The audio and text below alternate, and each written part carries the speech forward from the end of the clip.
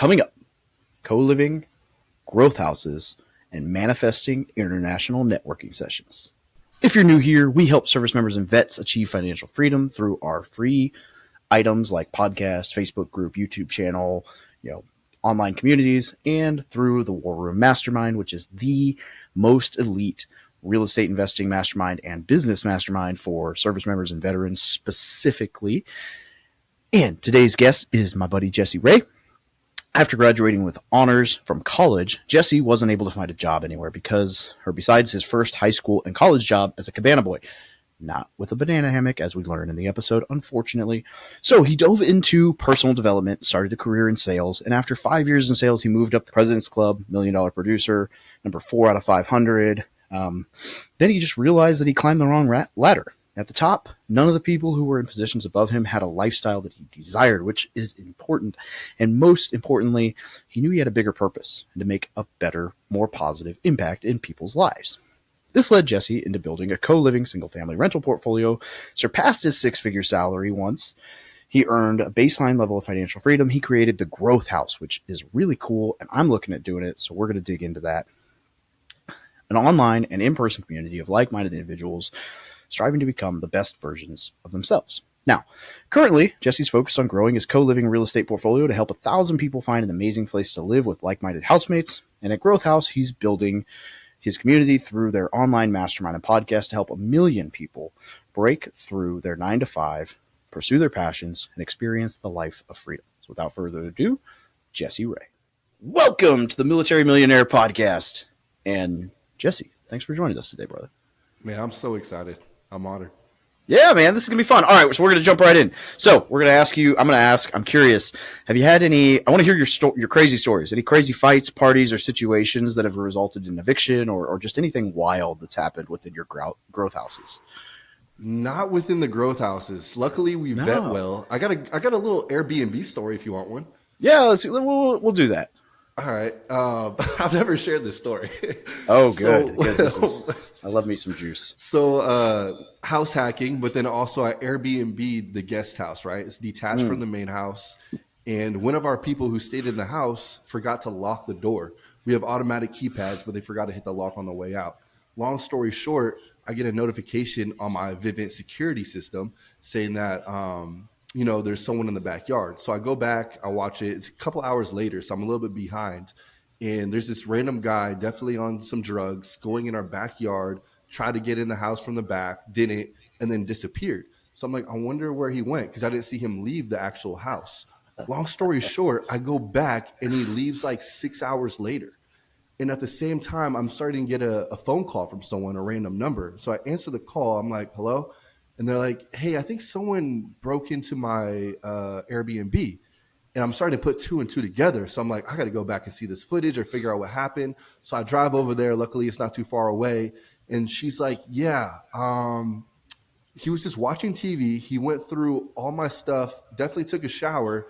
And then he took my cap and gown. She was about to graduate from nursing school. He took my cap and gown and my panties. That's it. Left everything else. So we nicknamed him the Panty Bandit. We haven't found him since. He's out there somewhere. So that's one of my crazy stories. Man, I've got a couple weird Airbnb ones, but my weirdest one is this lady. She was from Jersey, and she apparently drove all the way to California, and she shows up. And she's just one of those, like, all about her drama. So she's, like, telling us all about how she was in an abusive relationship. Like, it's just like a drama dump. Like, it was a room rented out of the house. And so, I'm like, all right, cool. Whatever. Like, here's your spot. And she had shown up, then she had left, and she went and got food, then she came back, which is only important because the next day my roommate's like, dude, did you eat my meal prep? And it's like a half-eaten meal prep left in the fridge. I'm like, no. And so she had like eaten one of his meal preps. And then, by the time she left, she had like finished my bottle of like 15-year Macallan and replaced it with like a $4 bottle of wine, ate all of his meal preps, smoked in the house, like all this stuff. And the whole time she's just like, I was in an abusive relationship. Life is terrible to me. And I'm like, like, I don't feel sorry for you right now because you don't understand like normal human stuff. Like, you don't drink $100 bottle of scotch and replace it Oh with a my $4 bottle of goodness. wine and then tell me you're a victim. Like, That's rough, man. it was You weird. The just only never other know who you're gonna really, get. yeah, the only other really weird one I had, and this was actually Mm-hmm. really funny, is a dude booked for like Wednesday, Thursday. Mm-hmm. And then my Airbnb at the time, it wasn't like this one where it's got all the automated locks. It was just like a keypad on the garage with a code. Yeah. And so he booked for Wednesday, Thursday, and he booked it on a Tuesday. And I guess he thought he booked Tuesday, Wednesday. And Yeah. so my roommate's like, "Hey, bro, I thought you said we didn't have a guest today." I'm like, "We don't. We have one checking in tomorrow." He's like, Yeah. "There's a guy in the kitchen making pancakes." It's like, oh shit. And so Oh no. then he's like, "Hey, my room's not clean." And he tried to like leave a bad review on Airbnb. And I was like, "Bro, you're 24 hours early."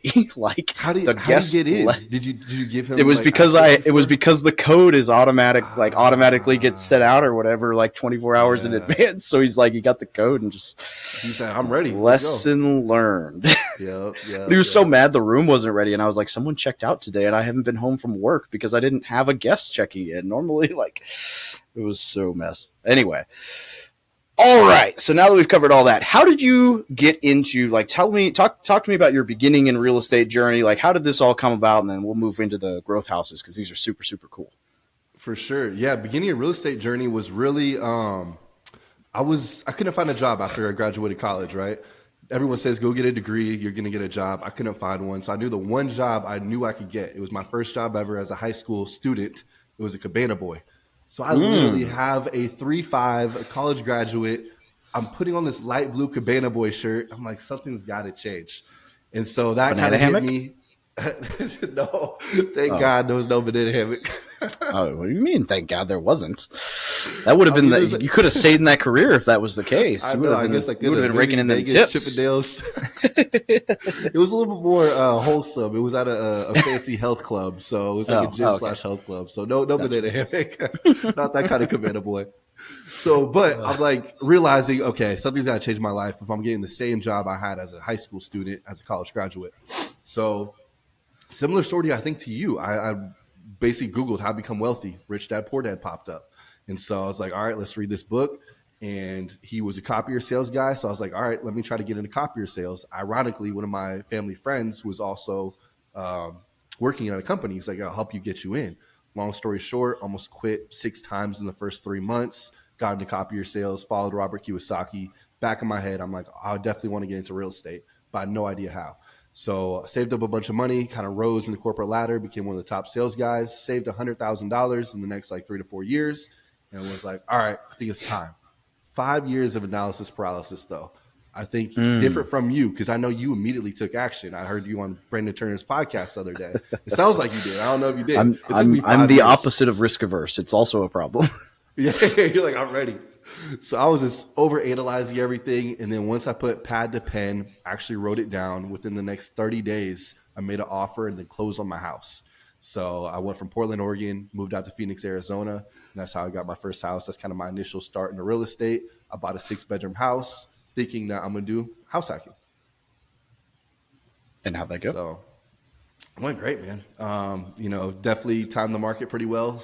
Early 2021, got the house. I lived in the master bedroom, and then I just rented out every other room. At the same time, I'm also thinking like, all right, I'm in a new city. I definitely have this entrepreneurial bug. I've tried businesses in the past, nothing really, a bunch of learning lessons. Let's not call them failures. And basically just realized I want to be surrounded by like-minded people. So I basically put out an ad on Facebook that said, hey, business professionals, entrepreneurs, we're, creating this little house. Had no business to it, just kind of a random posting. Was attracted some like-minded people, and that's who lived with me for the first year. And so I lived for free. I think I made like, I don't know, $2,000, or maybe not that much, maybe $1,500 to $2,000 while living in the house, which was amazing. And realized this is something that's, can change my life, because I was also working my corporate sales job at the same time. Nice. Yeah, I love house hacking. House Yeah, hacking it's the is best. amazing. I think it's, I would say without a doubt, in my opinion, the best strategy for anybody starting real estate. Because it's like 1,000%. everybody's just like, first problem is I don't have capital or I need to make extra income. And it's like, if you just eliminate your biggest expense, there's all your extra income, and it doesn't take extra time. So, how did you first decide? Like you stumbled into this one as an accident. What turned it from I'm going to house hack, oh, maybe some entrepreneurs, into the growth house? Like, what was that journey like? Did you have a vision from that from the beginning? Did it morph? Like, how did walk us into that? It really morphs because, like I said, I want to be surrounded by like-minded people if I'm going to live in a house with roommates. Because I come from 5 years of living in a studio apartment, and I told everyone, like, roommates suck, man. Like, they're dirty. Like, I don't like living with other people. And then once I started living with other people that were actually became friends of mine, I'm like, this is amazing. Like, I don't actually want to live by myself. Like, it's actually, I think, worse. Especially even now, like I'm living with my friend Ben, and we work out 6 a.m. every morning. So I'm like, this is like cool, having this accountability, this camaraderie in the house. So I'm a huge believer in now having roommates. But yeah, so kind of how the vision of Growth House started was I'm now living in the house, and 6 months later, I'm realizing this could be a business because other people are starting to hit me up and like, hey, do you have any more rooms? I'm like, no, I don't. And so in my notepad that I said I want to buy my first house, I also said I'm going to buy 2 houses in that same year. So I guess I'll kind of share the story, what happened. So I'm already having this idea for Growth House. I'm having this idea, what if we just had an entrepreneur-focused house where we have weekly meetings, we have master classes where I bring in some of the top people in the state to talk about real estate, social media, etc. So I had this kind of like vision brewing, but nothing was really there yet. And so I'm like, all right, well, I got to hit the second goal. I have people that want to live in the next house. So let me go find it. So I love sharing the story because it's kind of a cool story where there was a neighbor across the street who had literally like the exact same floor plan. I'm like, oh, perfect house hack. So I go to him. We become friends. He even says like, hey, get a tour. Tell me if you like it. I did a tour, loved it. He gave me the contract. We basically have a verbal agreement. I just had to get my, agent in line and his attorneys. He said he had some attorneys. Long story short, I'm like, perfect. It's October. I'm about to close on this next house. He says, oh, sorry, Jesse. I just sold it to Open Door for $20,000 more than what you offered. I'm like, dude, you could at least, I would have matched the 20,000. Like, come on, man. And so that kind of sucked. Definitely was like, all right, I'm not going to hit my second goal. I can't create this growth house. And so I kind of sat on the couch for about a day. I watched this show called Undercover Billionaire. I don't know. Have you heard of it? You watched the first one? Oh, I watched both of them, man. Oh, yeah. It's a very interesting show. Very interesting, very motivating. Basically, someone goes from nothing to $1 million business in like 60 or 90 days. Yeah. So I'm watching the show. I get inspired. I'm like, you know what? I'm going to find this second house. And so I'm like, where should I look? How about I just look in my neighborhood since that's what I already know? And so that Saturday, the next day, I put on a backwards hat. I put on running shoes, like shorts, and I act like I'm going for a jog in the neighborhood. And I just knock on every single neighbor's door saying, hey, this is my pitch. I really had no idea what I was doing. I was like, hey, I'm Jesse. I'm your neighbor. One of my friends just rented my house, so I'm actually homeless now. I'm wondering if I can, buy your house since I love the neighborhood so much. Everyone's looking at me like I'm crazy. I make some friends, but nothing really comes out of it. And so I'm doing this all day. I'm sweating. And there's a house across the street from the park. I'm like, all right, let me just hit one house before I call it a day. Maybe I'll start tomorrow with the, a few other houses I have left. I go to the house, sweetest Jamaican couple. Oh, Jesse, come inside. I'm like, this is an amazing house. This is perfect. It has a guest house, just how I like. I think that's a hack, by the way. If there's a guest house or a casita, ooh, that's an extra money-making source. Yeah. So I'm loving the house. And I'm like, so are you guys looking to move anytime soon? They're like, we're actually renters. So I'm like, all right, whatever. Like, good to meet you. But they said, but we just bought another house. I'm like, interesting. So you're no longer renting this house. Okay, can I talk to your landlord or the owner of the house? Like, sure. Long story short, that same exact day, I made an offer. 30 days later, I own that next house from the day of door knocking. Like, crazy. Yeah. So I just love sharing that story because I kind of had this like quote that came to me. It's like, if I just kind of like a play off another quote where if God shuts a door, go back to see if it's unlocked. And that's what I did. I was like, all right, let me go see if another door is unlocked. And it happened to be, in the same neighborhood. So that's how I got the second house. And from there, I was like, let's start this growth house concept. Dude, I've done door knocking before a little bit while driving for dollars, and that shit takes balls. So it's not you. I know you're casually like, yeah, it just happened. But it's like, no, nobody accidentally walks through a neighborhood awkwardly saying door to door, like, hey, can I buy the place that you're living in right now? Right. I feel like that's the worst kind of door to door sales. It's not like, hey, do you want to hear about Jesus? Or hey, do you want a vacuum? It's, do you want Buy to your move the house. hell out of this house? Like, do you want to leave? Hey, I'm Dave. Do you want to leave? Please, Right. like, please just move. But it I didn't works. overthink it. I didn't overthink it. I think that's what happens with most people. They overthink it. I'm like, you know what? Let me make a joke. Let me say I'm homeless, but also say that I'm your neighbor, so it gives a little bit of like credibility. And then ended up working. Yeah, well, and it works because it's the most personal form of contact, right? And if you can get Mm-hmm. seller to like direct to seller, you're going to get better deals than any other form of real estate because there's 100%. actually like people involved, and I think that's Mm-hmm. the right way to do it. So how do the numbers on these pencil out for you? Walk me through what a growth house looks like what your income expenses, like how much are these bringing in over market rents and over I guess what you'd expect from like a long term rental. Yeah, so pretty much all our houses right now are co-living. So we do co-living, but then we also try to like have one house that's a specific house for the entrepreneurs. Um, Honestly, the pricing is pretty similar. So it's not like I charge for a growth house right now extra over a different co-living house. So I can give you kind of rough numbers. Bought the houses between 4 and 450. Those were like two houses. One I bought for 4, one the other one for 450. And then we ended up creating one extra room downstairs. So actually, let's break down the first house. So the first house, we have 4 bedrooms upstairs, one downstairs, and a detached casita. So if you add up the numbers, master bedroom, we usually get about 1250 for that, and that's 12 months. So 1250, and then all the other rooms average out to about $1,000 a month. So you're looking at 4,000 plus 1,250. So that's what, 5,250. And then the casita brings in about 2,000. I would say 1,500 to 2,000 because that's on Airbnb still, and that fluctuates. So let's Yeah. just say 1,500. So we're looking around $7,000 for that house, and mortgage plus the extra things that we provide, which is weekly housekeeping. We provide toiletries and all of that. That comes out to $3,600. So $7,000 on average minus 3,600. That's the cash Yeah, flow. that's solid. Do you Yeah, furnish them? correct. So I furnish Okay, the cool. common areas, and then as far as the bedrooms, typically we just do a bed and then a nightstand and a lamp, and then they design the rest of the room.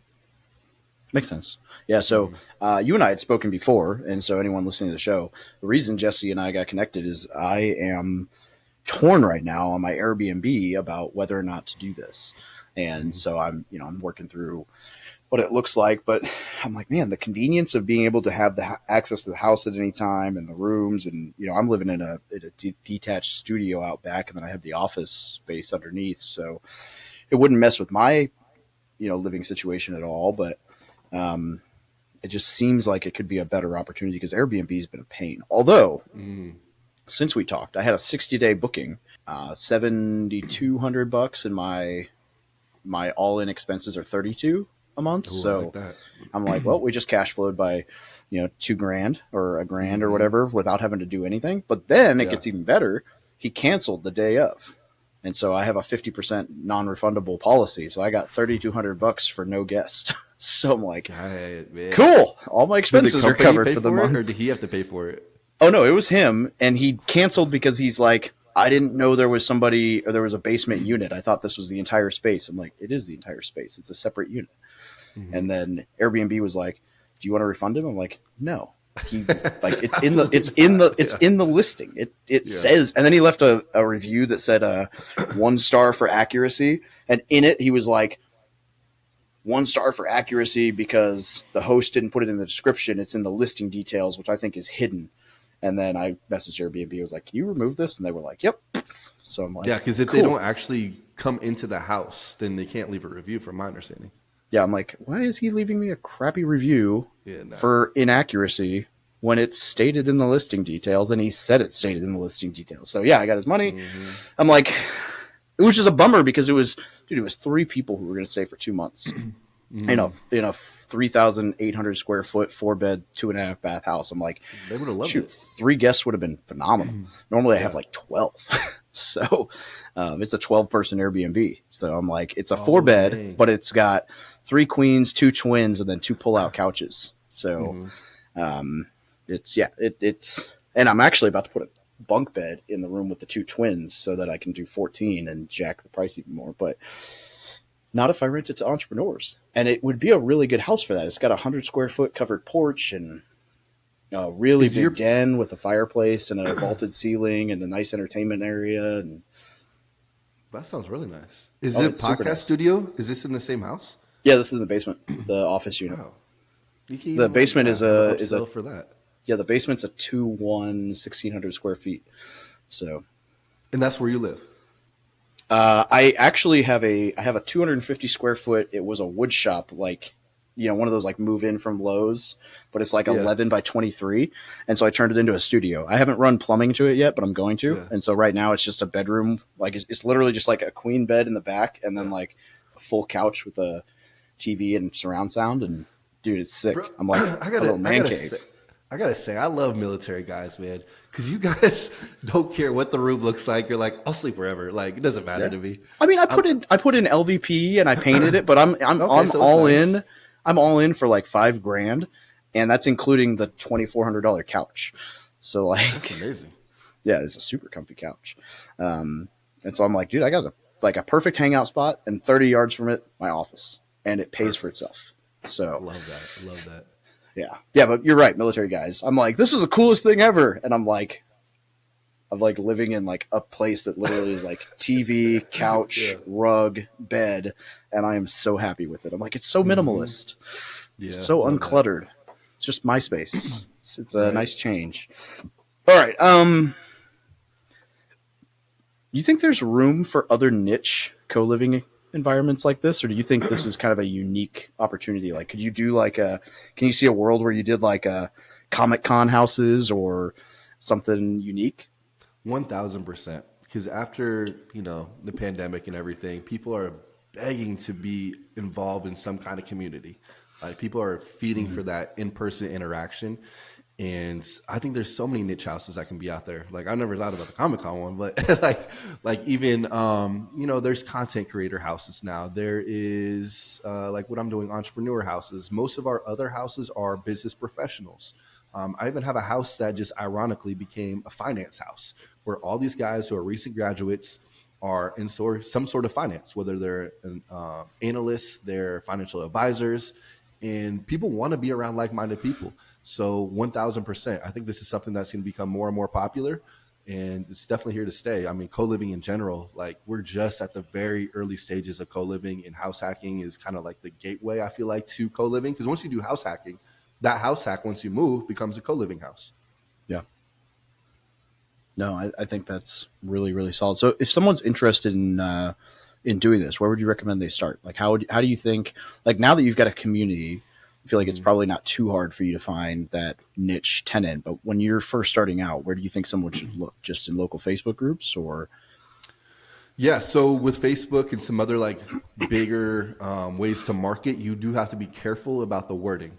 I'm not gonna lie, I've gotten banned off of Facebook Marketplace because I was like, "Oh shoot, this is too descriptive." So we had to go into like more of the guerrilla Looking style. for straight white male with 6-inch pecker or smaller. Yeah, I don't think that would fly on Facebook. So you got to be careful about what exactly you say.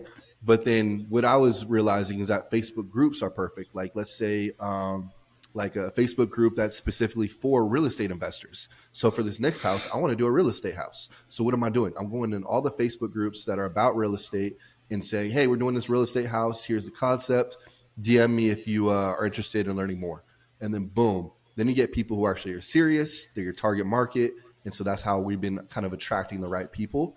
But yeah, I mean, if you're looking to just do a general co-living house, 100%, you can post on Facebook, furnished room for rent. Pad Split is a great company if you want to just kind of do co-living in general. And they're kind of like the Airbnb of co-living. Another one would be Roomster, another great website, roomies.com. So there's a lot of them. If you just type in like I'm in Phoenix, so I type in Phoenix, Arizona, rooms for rent. Those are great avenues to market. Great.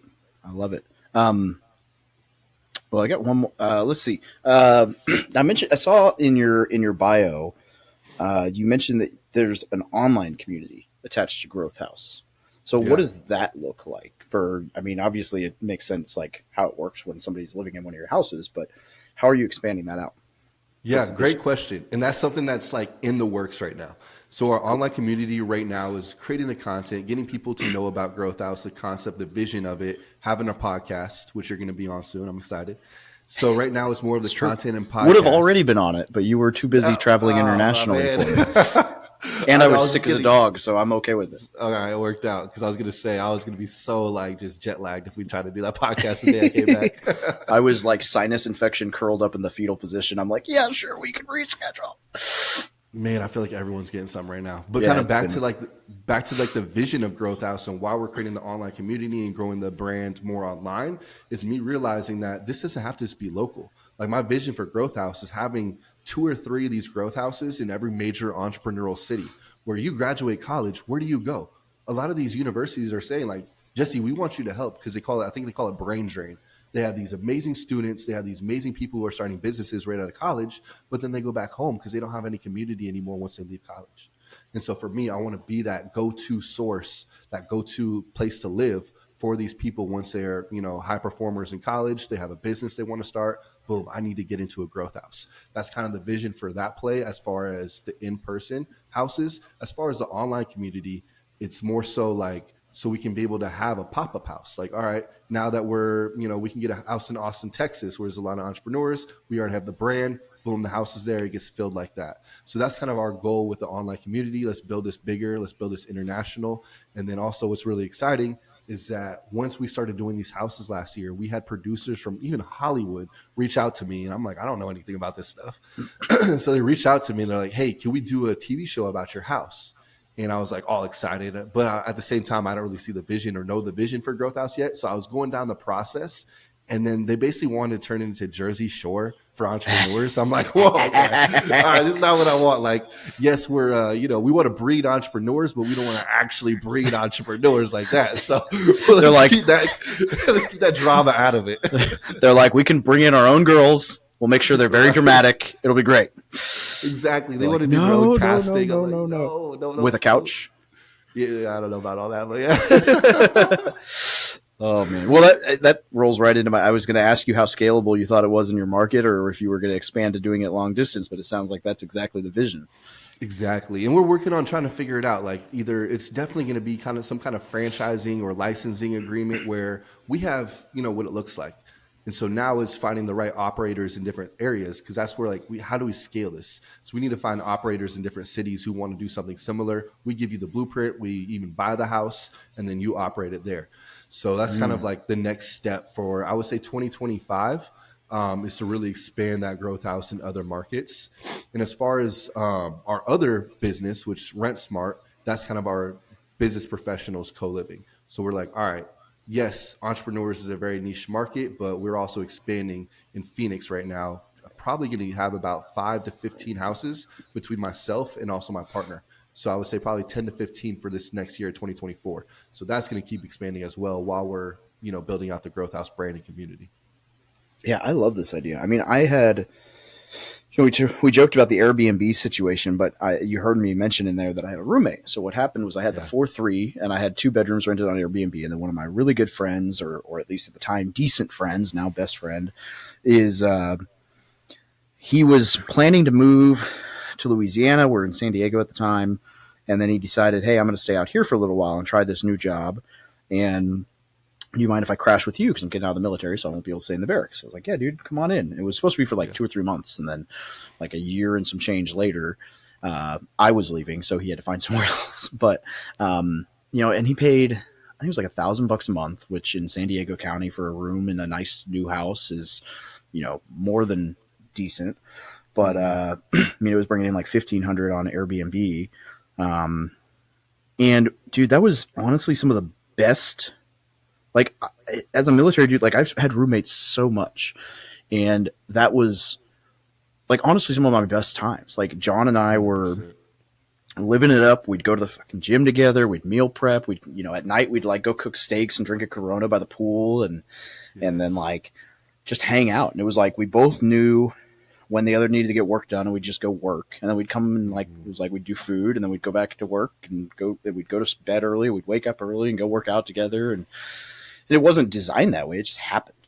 And so as you're talking through this, I'm like, I think I should lean into this way, because if I had 2 or 3 dudes like that, or 4, I guess, because I could rent out the entire upstairs, that were living in the house and they were all solid dudes, it would be a win for sure. 100%. Let me just paint a picture of what it looks like. So we kind of do cohorts. So like right now, this house I'm at is like one of the growth houses, but it's we don't want to do it all year long, just because at the same time, like, people kind of get burnt out. Just doing like straight, like, let me paint the picture. 5:00, wake up, go to the gym, and then we all come back together, do an ice bath. And then after the cold plunge ice bath, then we're all, cooking food, talking about, what our goals are for that day. Then after that, most of us go separate ways, different directions for work, starting your business, whatever you're doing. And then we come back at night. And then if it's the night that we have our weekly accountability meeting / goal setting, we're all around the, kitchen table talking about what's our goals. How can we help each other out? And then we usually ended up, staying up till like midnight doing stuff on the whiteboard, trying to figure out, different strategies, different funnels, different systems. And so this is the beauty of imagine a 24/7 mastermind, but also people that you enjoy and want to be around. I always like to share this story because, like you said, how do people start this? Paint the vision. That's what I did. I had nothing, but I painted the vision. And this is a perfect example. He's actually here in this house, Derek. He's one of my best friends now. So when I was on Facebook trying to advertise for this next house, I was calling it growth house without even, it wasn't a thing. So nothing was there. But I said, hey, this is a growth house. It's going to be kind of entrepreneurs. Anyone interested, hit me up. Not a grow house. No, not a grow house. Great district. Yeah. People ask me like, yo, where's the operation? I'm like, there's no operation, bro. In the basement, dog. All the plants are in the basement. It's so funny. I was on another podcast. So you say grow house? I'm like, no, guys. So Derek reaches out to me on Facebook, and I'm like, yeah, man, come see the house. I don't know what I was thinking. The house wasn't even like a house. It was the second house that I bought. It was being fully remodeled. My bed was in the kitchen because everything else was destroyed. So he walks into this house. It's a mess, dust everywhere. He's like, is this your bed? I'm like, yeah, it was in the kitchen. And I'm like, yeah, but this is going to be a growth house. We're going to have entrepreneurs in the rooms upstairs. And he looks at me kind of side-eyed, but then he also puts his hands on his hips, kind of like envisioning it, and he goes, this is awesome. I'm in. So you're going to find those people that just see the vision, believe in it, and join you. And literally, he's been with me to this day and one of my best friends. So I just want to encourage everyone, if they have this kind of dream, this kind of vision, no matter what you're doing, put it out there. You never know who you're going to attract. You might attract your new best friend like I did. I love it. Yeah, I think that's great. And I think, honestly, there's a book out there called The Like Switch. And he's it's kind of like Never Split the Difference. It was written by like an FBI guy. This is a CIA guy. And it's kind of a similar like backstory-ish. He was a spy.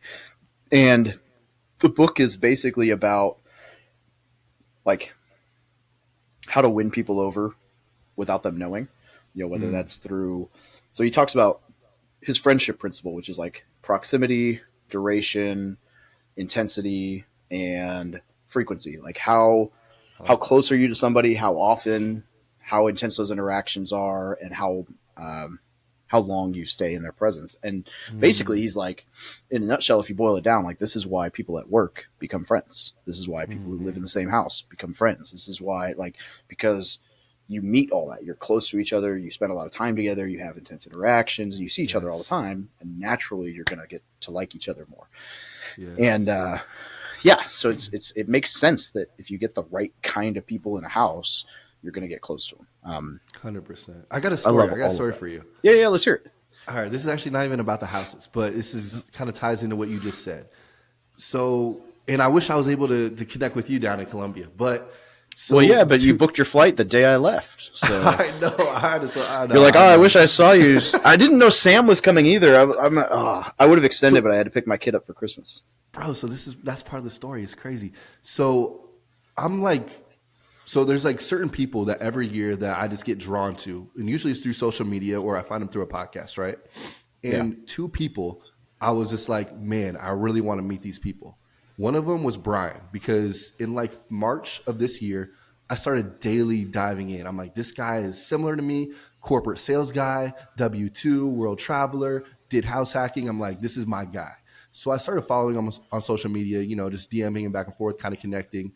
And then long story short, it comes to like earlier last month in December, and I saw him going to Colombia. So I reached out to him. I'm like, hey man, how long you gonna be in Colombia?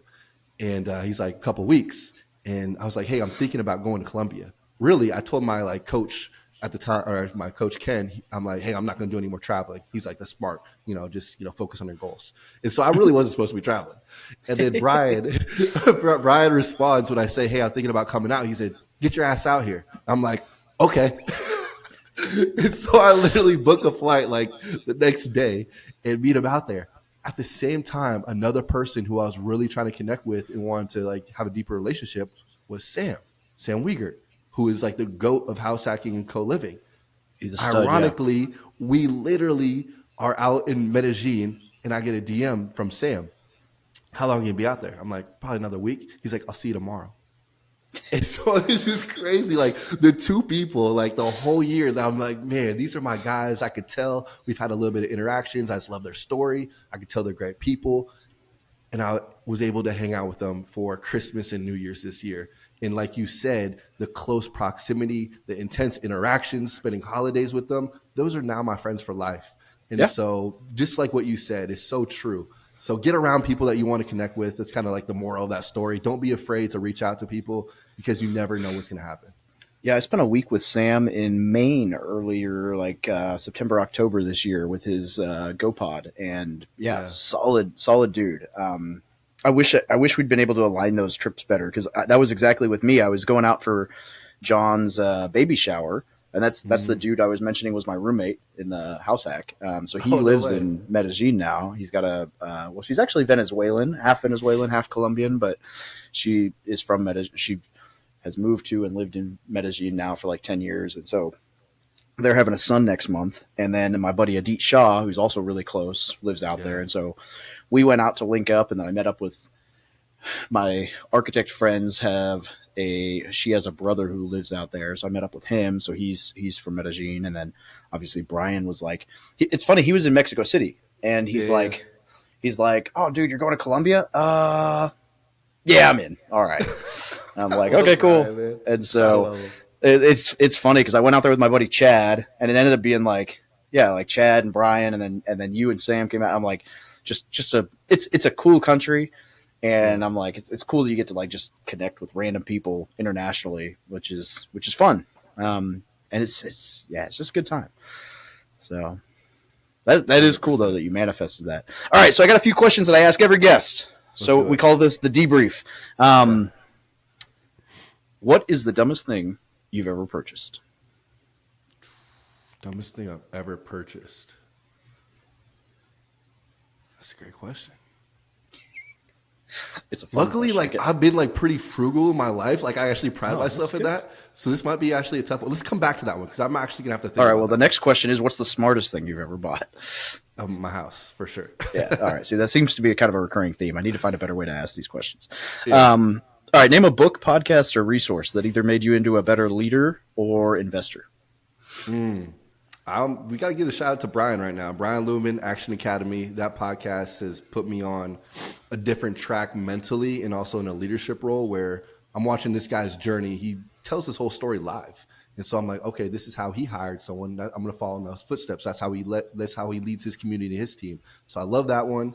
As far as a book, right now I'm reading Unreasonable Hospitality. Amazing book. And that one definitely was good, huh? Yeah. And so just little things on how to treat your, clients, how to go to extra mile, and then also just in leadership, how to encourage other people to also start thinking with that same mindset. Yeah. Yeah. It's a good read so far. I should finish it probably tonight or tomorrow on my little road trip. All right. Someone's listening to the show and they want to make or save more money. Instead of just consuming another podcast episode after this, what should they do? They want to make more money. It depends. It depends, like, I guess, what kind of situation they're in. It's true. So let me think. If they want to ask it this way to throw people off. Yeah, I was going to say, like, you're asking kind of some good questions right here. They want to make more money because I always just think about how would I make more money. I think for me, what I'm realizing is that now that I have kind of a skill set, that I can make more money by bringing value in the sense of finding deals. Like I want to get another house. So how am I going to make more money by getting another house but not using my capital? All right, I'm going to partner with people who don't have that skill set. So for me, it's now finding the deals, bringing it to my private money investor or private money lenders or people that want to partner on a house. And that's the way I'm providing value to then. It's not like just making more money. It was actually getting an asset and also making more money. So that's, I think, the strategy that I've been learning a lot now and realizing that's how I'm going to scale. I like it. Where can people find out more about you? Yeah, 2 main platforms I'm pretty active on is Instagram at the Jesse Ray, and then also on LinkedIn. You just type in Jesse Ray Growth House. You find me. I love to connect. So yeah, reach out. And that's Jesse with an E on the end, not a Y. Correct. Yeah. No Y, no IE. That's the other gender. So yeah, Jesse J-E-S-S-E. You never know, man. People don't know. We gotta be careful these days. I didn't assume your gender. I don't want to know. I appreciate it. Okay, hold up. I want to also, like, I have no problem wearing pink, but this is extra pink on this camera right now. This is salmon. Just want to clarify. Definitely salmon. Yeah. Yeah. Okay. Yeah. I mean, I would not that I would portray that into a gender either, because that's obviously not at all. Pink is not significant of any gender. So, oh man, Jesse, this has been a lot of fun. Thanks for joining us. Did we anything you can think of that we missed? I don't think so. We have a podcast, Growth House Podcast. Covered it all. So I'm excited for you to hop on that and really share your story. I appreciate you, good sir. I look forward to joining you on your podcast. Yes, sir. Next week. Yeah. All right. Have a great day, brother. All right. See you, man.